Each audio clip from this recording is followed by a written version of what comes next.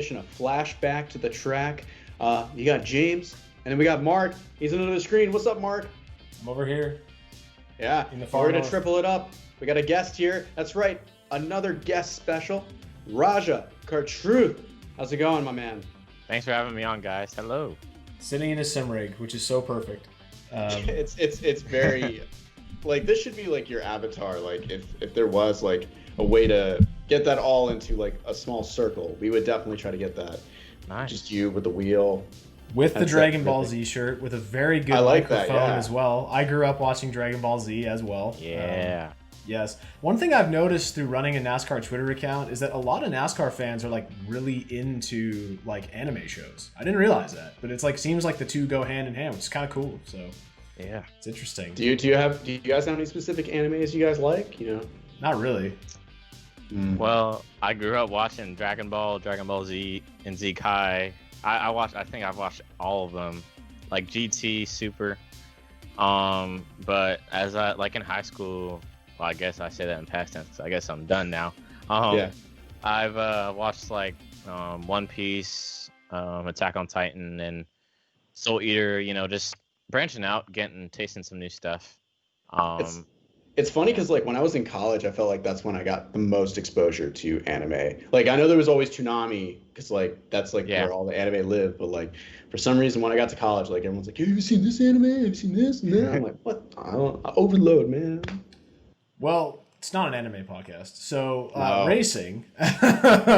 So, Raj, we want to have you on basically just to talk about your career in racing. And first off, like obviously you have a huge interest in NASCAR, and you know I guess that is the end goal for you, if I'm not mistaken.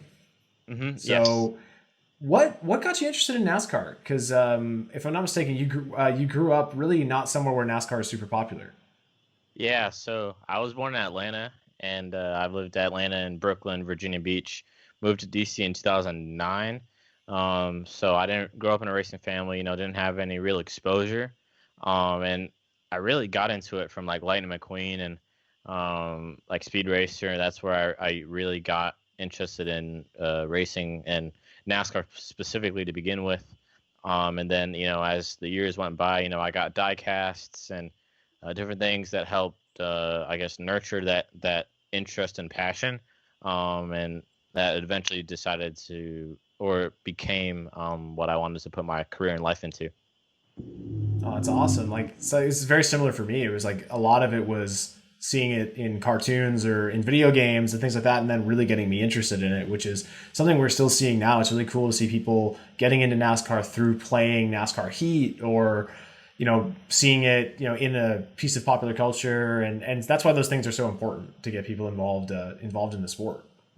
Yeah, especially things like podcast, like not just the diecast, like 1/64 scale. Like you kind of take that for granted, you brush it off. But like, man, when I was a kid, I'd play with those things all the time, make little races and things. You know, bring them wherever, bring it to the beach. Like it's, I don't know, it's just like an attachment to those. But like, when do you remember like your first race you watched like on like television or wherever you could have like watched it? Well, I think I don't think this is the first race I watched, but 2009, it was summer 2009. We had just we're in an apartment before we moved to our house in DC. I remember watching I think it was the Carfax 250.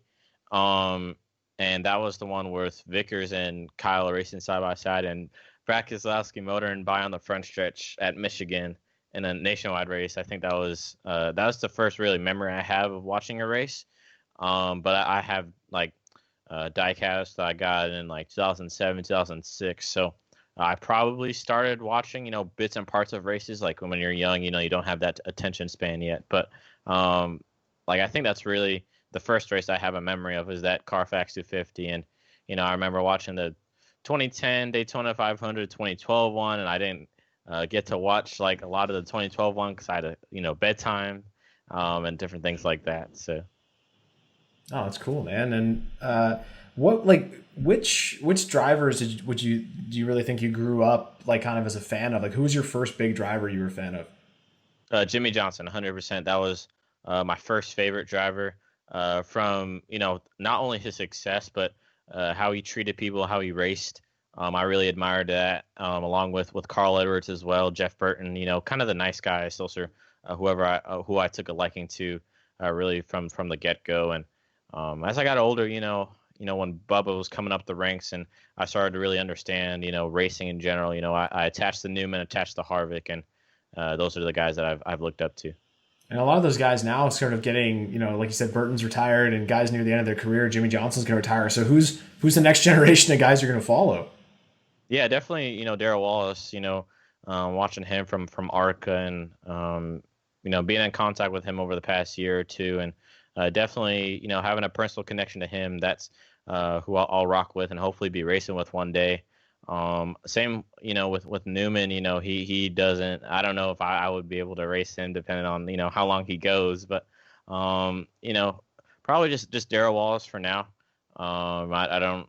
Like I said, I don't have any personal attachments really to on any of the upcoming drivers, I guess, outside of Darrell. But yeah.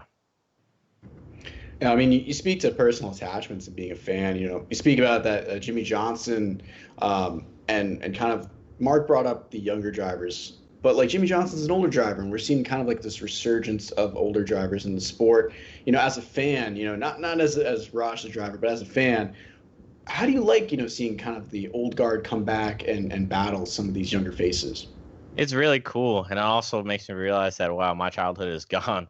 Like realizing like Joey Logano has been in the Cup Series for more than 10 years. Like that's crazy to think about, because I guess I've realized it now, but or like really since up until like last year when he won the championship in 18, I still kind of thought of him as still one of the younger guys. But I don't know if he's 30 yet, but he's been in Cup for over a decade, and it's been cool seeing him race with Harvick, and Harvick holding up for the old guys, and Boyer and Brad, and racing with Chase and Blaney and them guys, and I'm just like, wow, Yeah, we're very fortunate to have like the field we have right now. They're a lot of very good drivers of all different ages, and like I think that's kind of getting lost in the fact that a lot of people keep saying the racing's not good. It's like we're very fortunate to have the field that we have right now.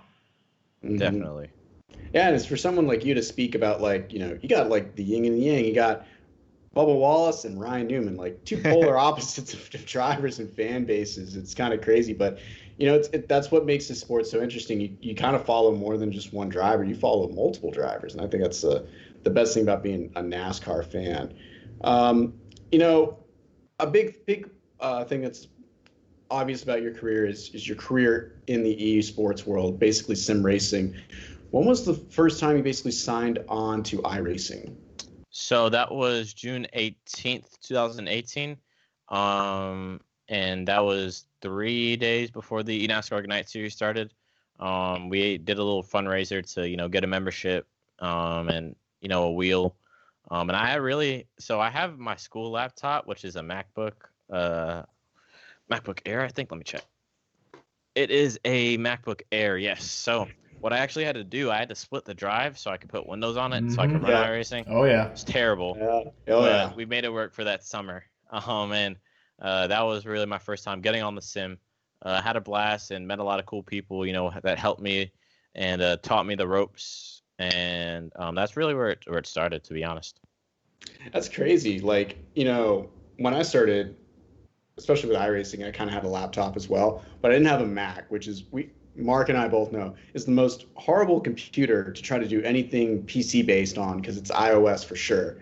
So like for you to like try to halfway do that and then iRace on it, kudos for you. And I was this close to doing that just so I could take photos in iRacing for like teams I was working for, and then eventually it was like, no, sorry guys, no photos for you, because it's just too much of a pain. It's a little bit of work. So when did you build like your first rig, per se, like, or just at least your first, bigger computer? So we actually did another fundraiser at the end of the summer to get to the computer that I'm on now. It was one of those already, pre-made ones at Best Buy. Yeah. And from then on, really, I was on a desk from August 2018 up until like April of this year. And it was cool. I was originally on a T150 wheel, and then moved up to a G920 last year. It was my friend's like 2-year-old one. You know, it was a step up. And then got to this Thrustmaster T. It's a Thrustmaster something. And that's really, you know, I guess the progress. But in terms of rigs, really, I didn't really get into this sim seat or something similar like this to literally like a month or two ago. Wow. I mean, that shows like your setup doesn't really determine your performance. It's all about what you can do with your setup, more or less. 100%. Yeah. So, like, what advice would you have for like just someone? I mean, obviously during the pandemic, we've seen a lot of people starting to get into sim racing. What advice would you have for someone like just trying to come up? Because obviously you have to look at iRacing like a legit career. Exactly.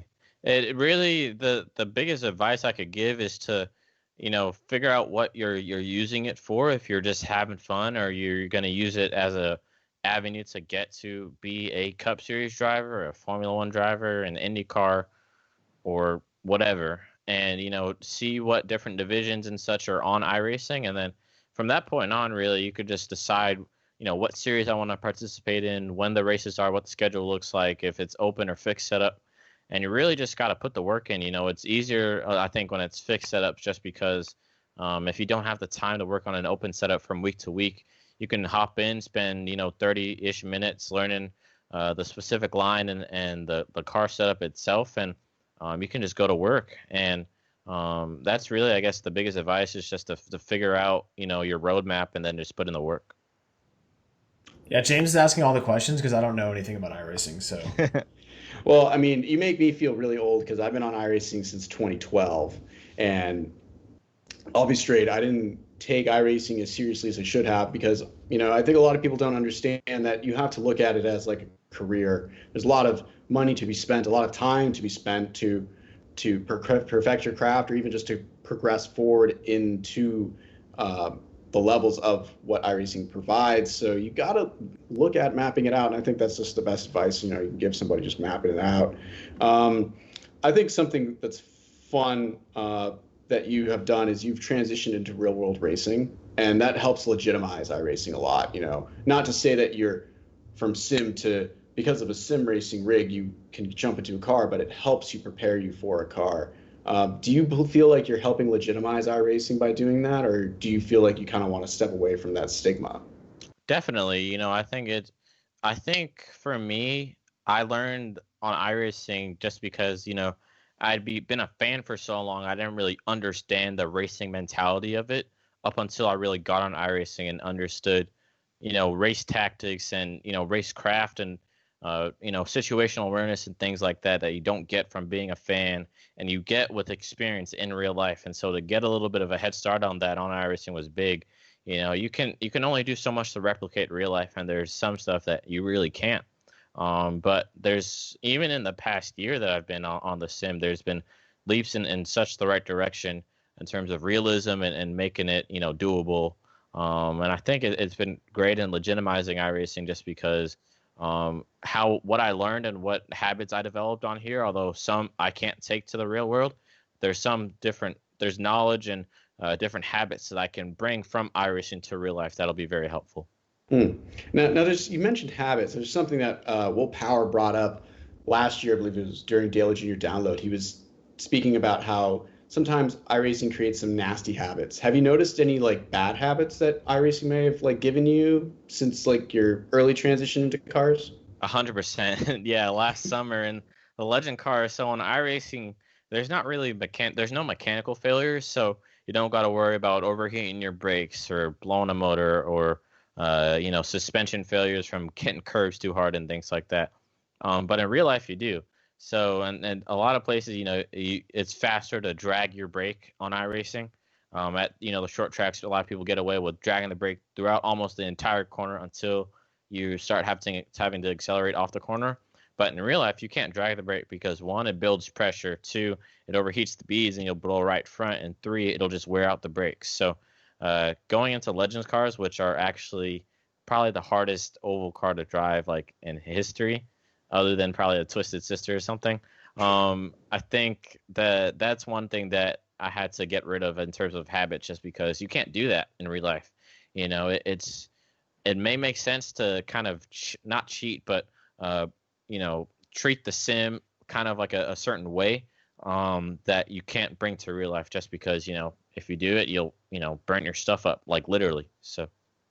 No, that's true. And I could attest, as someone who's tried to bring real life into the sim, you will get run over if you try to bring real life Oh, into the sim. 100%. Yeah, it's a fine line. So, but I mean, you spoke about your experience in Legends cars, and that's actually a question we had. So with the Legends cars, it's been said if you can wheel a Legends car, you can wheel anything, and I think you kind of attest to that. So how hard is it really to drive one of these Legends cars? Well, I say they're hard, but they're really actually like so much fun. Like, they're only like I haven't driven that many different cars like in general. Like I've only driven a Legend car, a late model stock, and a L206 kart, and like Yeah. rental go karts. But a Legend car really, it's the whole, on not only the wheelbase, but the tires, the power to weight ratio. Those suckers are you're on the wheel, man. I love them, and you learn so much in terms of car placement and brake and throttle technique, and having to have an egg under your right foot, and not having power steering too. That is a big help, and a big thing that legend cars teach you is really the basics, and they're hard, but they're fun, and I got used to them. It took me the whole summer, and by like race 8 of the summer shootout, but I had a blast, and I figured it out, and hopefully this year we'll hopefully be running for some wins. Right on. I mean, you speak about Summer Shootout, the experience there, and for a lot of fans that know specifically what the Summer Shootout is, I believe it's a month-long event at Charlotte Motor Speedway.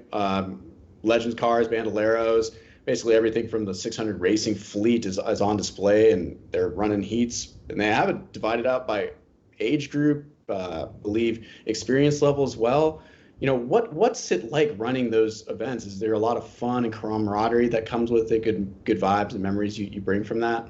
Oh yeah, it's a lot of camaraderie, especially from the younger kids. When you're on the track, it's race time, but you're around everybody for essentially all day. Practice from time to time, and having the little Bojangles truck there too. It's fun. You get to be friends with some people that you have stalls next to. Hopefully they're not in the same division as you, so you don't got to race them. But it's a fun environment. That whole summer, or I think it's like 8 weeks. It's really a blast, and you really mesh well with your crew, and the people that you help work on your car become friends and family, and that's really fun, and I really enjoy that. It's almost like summer camp, honestly. Yeah, that's interesting. Mark, you ever go to summer camp, man? I did go to summer camp twice as a kid. Yeah, it wasn't for me at the time. Probably would have enjoyed it a lot more now, but it wasn't for me. And Raj, when you're driving, like obviously Legends cars on ovals and stuff, have you done any road course stuff? And like, what would you prefer, like oval driving or road course driving? I have not done any lick of road course driving. I need to figure out how to turn left good enough before I can start turning right. But on iRacing, I've kind of figured out the role, and I feel like that's a pretty hard road course. So definitely, in real life, I'll cross that bridge when it comes. But for now, I'm gonna focus on getting the left-handers down before I can, go through some S's or some chicanes. It's probably a good way to look at it. And sort of transferring over to the Drive for Diversity program. Sorry, James, I'll leave this to you because you kind of had a point to make about this. Yeah. So honestly, as someone growing up from just a different background, I always looked at just the sport to kind of like help guide me a little bit. And one of the people that always I looked up to was Max Siegel. For a time when I was younger, like Max was the president at DEI. So his leadership role over there was huge to me. And I always thought his impact was big when he brought Eric Almirola in and he was able to have them. I mean, I know it's not his direct impact, but for sure, Max Siegel was someone I looked up to in the sport as a role model. Raj, specifically, do you have anybody in the sport like Max? I know he's like technically a car of yours, but do you have anyone like him that you look up towards in the sport? Yeah, definitely a few. Max Siegel definitely being one of them. Meeting him last year and being able to race for him, he's been one as well. Brandon Thompson, who works in NASCAR, and Jason Simmons have been two people that have helped me a lot and been great role models for me, steering me in the right path and, helping me, at Cup weekends and overall just NASCAR weekends in general, help me meet the right people, give my business cards to the right people, and making sure, I'm saying the right stuff on social media and just being, a nice person. And, those guys have really helped me with that. And can you just talk a little bit about the Drives for Diversity program? Because a lot of people, including myself, I don't know a lot about it. And a lot of people don't even really know what it is. So could you just describe the program for us and maybe educate some people? Yeah, so the NASCAR Drive for Diversity program is a program that, or an initiative, that goes across, a couple different avenues. You have the driver development program, you have the pit crew development program, you got a college intern program, and these all, get people of color and women into NASCAR that wouldn't have that opportunity or wouldn't, have any connections and whatnot. There's different, trial processes and combines to get into each program if you're interested. But at the end of the day, its goal is to show that NASCAR is for everybody, and giving people that wouldn't have an opportunity to get into the sport a chance to show what they've got and get into the sport. And what was your experience like getting into it? What did you have to go through? So I guess it's almost 2 years ago now, but I applied for the NASCAR Drive for Diversity Youth Program. Did an application video and filled out the application, and it did all the requirements there. And after that, if you're selected, you go through a combine process, and so you're assessed physically, your how you interact with interviewers and with media and such, and obviously your on track performance as well, and how you can take coaching and giving feedback as well. You're really assessed, and basically everything you need to be able to be a good race car driver on and off the track, and be a good ambassador for the sport. Awesome. And what's your end goal with the program? I would love to be with NASCAR Driver Diversity and Rev Racing, up until through ARCA, and hopefully maybe by the time I'm there, hopefully we grow enough to potentially have a truck or Xfinity team or a couple cars. I'm not really sure what's down the road, but I would hope to be able to be with the team up until ARCA, and at that point, hopefully have some help and maybe go to an Xfinity or truck team, or go to a manufacturer and see if they can help me get into a Cup car one day. It's a very interesting. You mentioned kind of like that step in the ladder and how you're already looking towards that. And you got to look at that path as you go down. What are things you will have to achieve, to look towards, okay, looking at getting another ride in Xfinity or Cup, what do you have to look at for yourself to achieve those goals? Well, winning is an obvious thing that needs to happen. But on top of that, being able to be coachable and learn, there is a thing that like information overload, but you won't have that if you listen to the right people. And so that's one of the things I needed to do, along with graduating college and in 2024, and overall just doing those two things, and making sure I keep my head on my shoulders, and hopefully the partnerships and sponsors will come along, and hopefully one day we'll be able to do something and eventually be in I guess a Cup car one day. So obviously, like the pandemic has kind of thrown a wrench in everyone's plans for this year, and with your debut kind of putting on hold, like what does the rest of your Drive for Diversity schedule look like for 2020, and do you even know? So we're running the Bojangles Summer Shootout. The first four races are confirmed by U.S. Legend Cars through June, and they're still doing a rolling thing for July as well. But other than that, we're everything's still really up in the air. Our ARCA guys are going to Pensacola on the 13th, so everybody's back on the ARCA side of things. We're looking to see what we'll be doing with the late model stock stuff.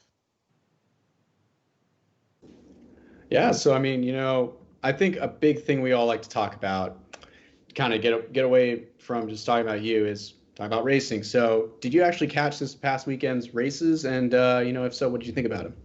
Yeah, so I love the races this weekend. I've gotten such an appreciation for short track racing, and it was quintessential NASCAR this weekend. You had controversy, you had hard racing, you had people slipping up and stepping on themselves, and people just, letting their tongue hang out and go for the win. And that's what you want. That's good for the sport, and it's really fun to watch. What did you guys think? I really enjoyed the races this weekend. Yeah, I watched both of them. I really enjoyed both. I love the Xfinity race last night. Man, like I love it. I just love Xfinity racing in general. It's really good right now. Like, wish we had a few more competitive cars in the field. But man, seeing guys like BJ McLeod and Josh Williams and people battle for like 8th, 9th, and 10th was just incredible. Like passing Gibbs cars and stuff. Like I saw a tweet today where someone was like, if they put BJ McLeod in a JGR car, like the field would be terrified because he's somehow putting a really bad car in 8th or 9th place. So, but the Cup race, man, like loved it. It was solid racing all the way through. And it really shows that, high horsepower, low downforce, and short tracks are really the way to go. Like, James, what did you think? Oh man, like the high horsepower, like low downforce for the Cup side, it brought the equation of, driver error into play, because you saw so many drivers slip up, just overdrive the entry and just get loose in. And that was really to see, because it was kind of like how Clint Boyer said, you got to give it back into the driver's hands, and the package definitely did. For the Xfinity side, though, man, I say it every time. To me, the Xfinity series has more storylines. There's more of that underdog can come and have its day in the Xfinity series. And part of it's the competition level, but part of it's also, if you got a guy like BJ McLeod and he had a shot at driving JGR equipment for one race, he could be competitive enough to win. You don't have to have that constant weekly, debrief and groove with a team to gel and be successful. The Xfinity race to me was great, though I don't condone wrecking your teammate ever. So that was a sore spot. I felt like should have been highlighted a little more. Yeah, I noticed he's got a little habit of that, but I mean, that's racing hard. He definitely didn't look intentional, but he just, drove in hard and hit checked him. I mean, that's racing, I think NASCAR needs that. Like I didn't say anything wrong with it. I was like, you know what? This is hard racing. I know a lot of people were upset about it, but Allgaier left the door open half a lap before. He got under him and they got into it. It is what it is. It's racing. I feel like if it was the 90s and Dale Earnhardt did that, people would be stoked. So, yeah. If Twitter existed back in the 90s, I feel like Dale Earnhardt probably would have been the most hated driver. That's what makes it so interesting. Yeah. It's like, if you really think about a lot of these moments that happen, a lot of moments that happen nowadays are more or so just magnified because of the social sphere that we look things through. So, yeah, I feel like it helps too that we'll be talking about these two races for the next couple of days, because man, now we have to go through withdrawals for like the rest of the week with no racing, no midweek racing. I mean, when's this next race? Like Sunday? Saturday. Xfinity and trucks on Saturday. Oh wow. Double header, but still. Yeah. I mean, I gotta wait a while. To me, like everything we've seen, like not even this past weekend, but like the week before, just stellar racing. Like, though I can't say, and I think Mark and I haven't like even talked about this at all or commented on the package, but just the way like it seems like everyone just stops halfway down the straightaway just with the high downforce, low horsepower package. It's a little odd on the intermediate tracks to me. Yeah, it's like I think when they chose that package, they had the goal of really having every race good, and I don't think that's really a good idea, because what makes a really good race really good is that you have boring races and races at tracks, and then you have your really good stuff. So I think raising that bar isn't necessary in that regard. Like, you could do better with schedule changes and not have to, make the cars, drive on their own and straighten out themselves when they get a little out of shape. But that's really out of our hands. But hopefully with this next gen car, it'll be a good mix of, having some power at least, and getting a little back into the driver's hands. Yeah, and I really like how they keep comparing the next gen car to like the Australian V8 supercar, which I don't know if you've ever watched any of that, but it's absolutely incredible. So if it handles like that, and we get some more road courses and things on the schedule, and a shakeup of tracks, I think we're destined for a very bright future. So really looking forward to that. And like, Raj, when did you when did you go to your first NASCAR race? Because you said you started watching kind of around 2009. So when did you go as a fan for the first time? 2014 Richmond Raceway. I went to the nationwide race in the fall. Didn't stay for the whole thing because had bedtime, but I think Kyle Busch won that one. The fall race, and that particular race was cool because that was when they would have Cup qualifying on the Friday and then Xfinity race in the evening. So I saw some Cup cars, and man, I still have videos from my old Samsung tablet, and seeing that, man, it is amazing. That's awesome. Yeah, I think that was that the race. I think where like Brian Scott led almost every single lap but lost. Like he led like all but 3 laps. I think it might be It's that either one. that or 2015. Yeah, I remember. I remember that I felt so bad for him. Like poor guy. Like he led almost the entire race. Yeah. But that it's like you said about racing, you never know what's going to happen, and those variables are always there, and I think that's just makes it exciting. If you got to like pick out one race, honestly, in your opinion, that's always stood out to you, and on the excitement factor, one that came in your lifetime or before, what would you pick? That's tough. Yeah, that's right. In terms of from start to finish, I gotta say that is really hard. You can't go wrong with picking a Daytona 500. This year's one was really good. The 2015 one, I remember I had a couple friends over from my neighborhood. They didn't really like NASCAR, but we were hanging out and they watched some of it, so that was really cool. And that race, pretty sure that was like a pretty good race from start to finish. And we were watching Junior come back from, I don't know if he sped on pit road, but he had come from back in the pack a couple times, and watching him learn. And I think that race was kind of the passing of the torch, kind of from plate racer from Junior to Joey. Because I think that's really when Joey started to get into his zone there. But I think probably that 2015 Daytona 500 is up there. The Homestead races are always good as well, I think. And how can I forget? 2018 Chase Martinsville. That was probably one of my favorite races ever. That was an awesome race. But you mentioned plate racing. I put a tweet out the other couple weeks ago where I said that it's kind of interesting how people really devalue winning on a plate track because of the fact that the cars are equal and people say it's just a crapshoot. So do you think do you devalue plate wins? So when you see do you think that David Reagan's 2013 Talladega win doesn't count because it's Talladega? Well, in the win column, it doesn't say, "Oh, this is who was in the race." It shows one for the win. So I wanted to devalue it just because, for one thing, Ryan Newman's at the end of these all-race plate races in the front for a reason. That's because he races smart and he's always there at the end, one way or another. And so I don't, sometimes they can be crapshoots, but the people that are always up there at the end, your Blaney's, your Almirola's, your Hamlins, they're up there for a reason. And so I definitely think that some people say, oh, it's a plate track, whatever, but I think people are up there for a reason because they understand how it works, they understand how the runs work, how the trends of races go, and with how it's changed over the past few years, and now having the I like to call it the steroids super speedway package, and I think I personally value them just the same, and sometimes even a little bit more than regular races, just because it's more of a mental game really than straight up ability, just because everybody's equal. But if you play the cards right, you'll almost always be in the mix at the end of it. I agree with you. Yeah, I think that's kind of what the point I was trying to get across was the same guys win all of them outside of one or two. They're all won by the same group of guys who are very good at those specific tracks. And when you're in iRacing, do you kind of stick to the short track stuff because that's what you're doing in real life, or do you kind of diversify and do all kinds of different stuff? Well, I run everything that I run all the NASCAR stuff per week.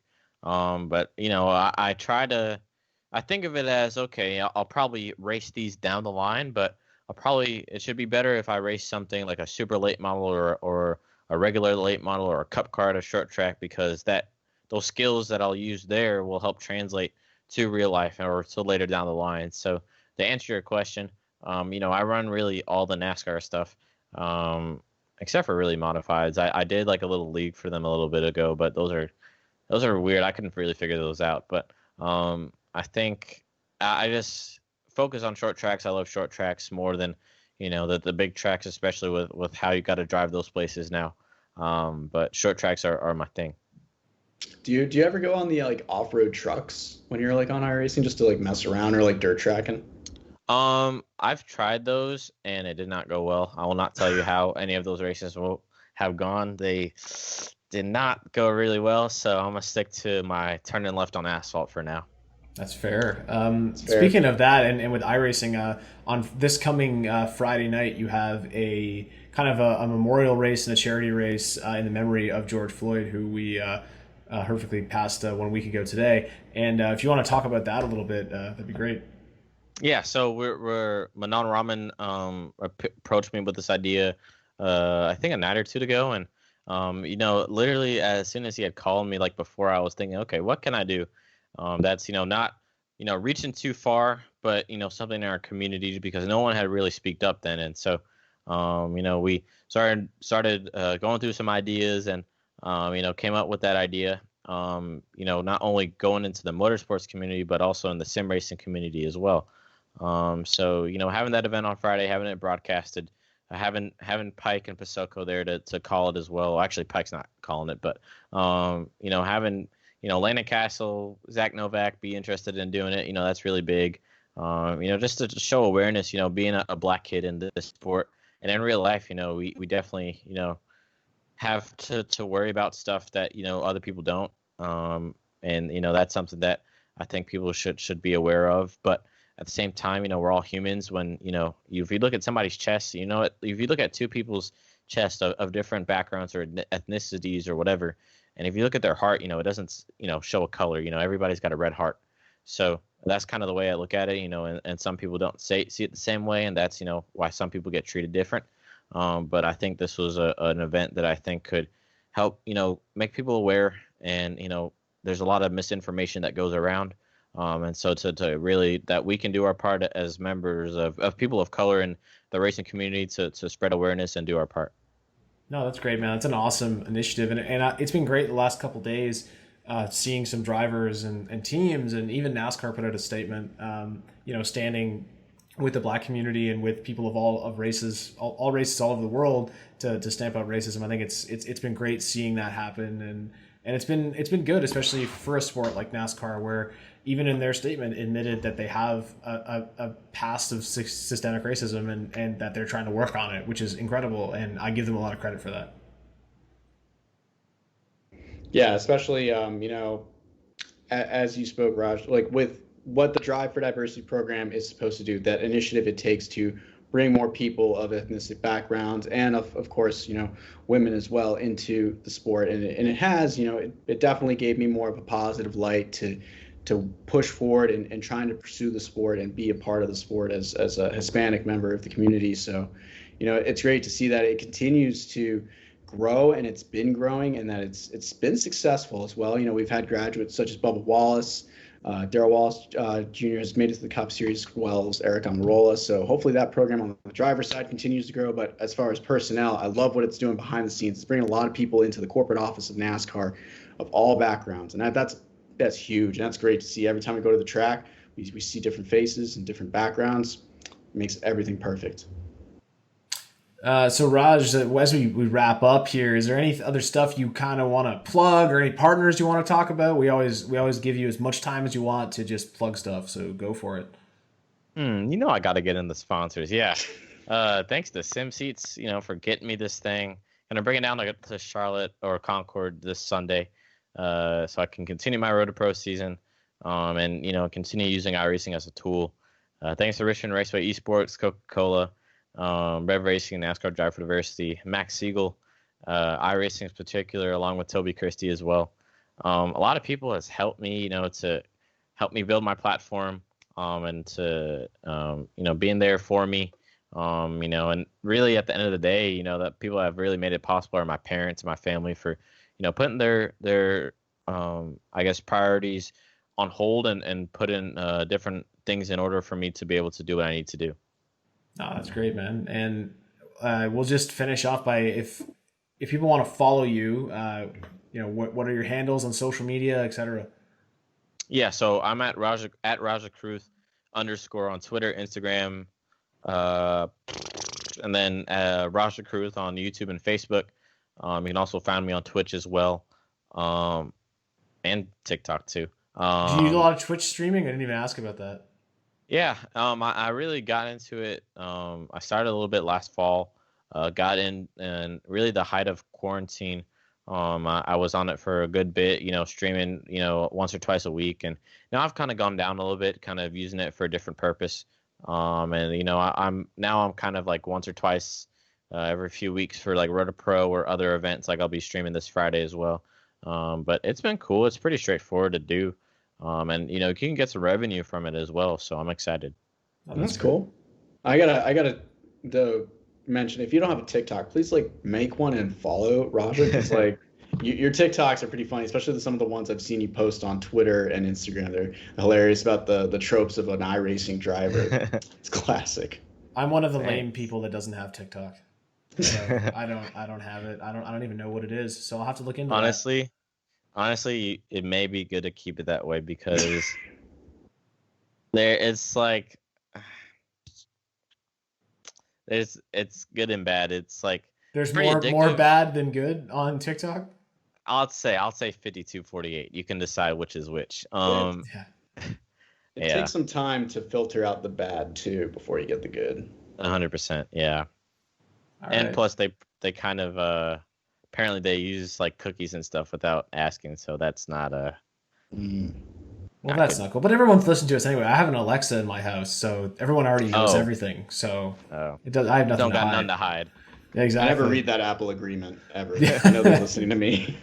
Yeah. Well, Raj, thanks a lot for joining us. Really appreciate it. If you coming to talk to us, and where can people check out that race in memory of George Floyd on Friday night? Is it gonna be on YouTube or? Yeah, so it'll be live streaming on STN Racing on YouTube. I'll be streaming, if I make the race, I'll be live streaming it on my Twitch. I think I'll still live stream regardless, looking at somebody else's, or I think I'll be moderating as well. But thank you guys for having me on and, picking me to do this. I've listened or watched, your interview with Tiff, and that was really cool to see kind of his thoughts on the rules. And I was really interested in it. And, thank you guys for having me on. Oh, appreciate it, man. No problem at all. And anything we can do for you, let us know, man. Have a good one. We appreciate having you. Appreciate it. Thank you for having me on. Alrighty.